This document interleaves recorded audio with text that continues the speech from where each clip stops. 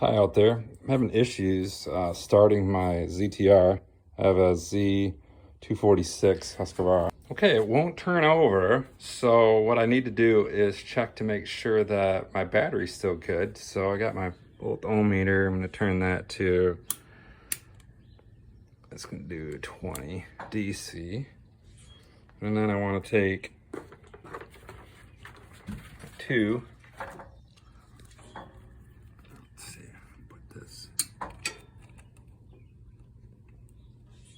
On red and black, and I'm getting 12.9, so battery's good.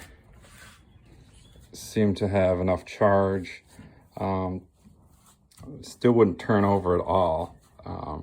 Dead. So checked, did some troubleshooting, and looks like it might be, I was looking at these little levers control the brake.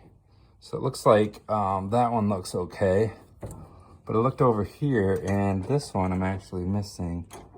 Looks like the washer came out and the cotter or the pin is missing. So I'm hoping that that's my issue. Okay, I'm back now. Just went down to my local hardware store and replaced this little pin key. So I want to see if this is going to help me. Let's give it a whirl.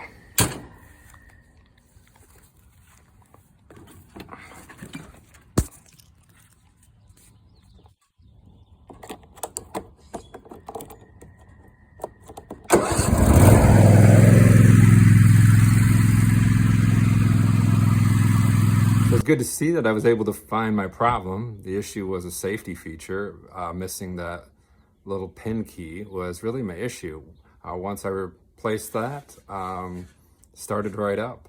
So before you run and panic that you've got major problems, check those safety features first, and maybe you'll have a problem similar to mine, and it was basically a 50-cent fix.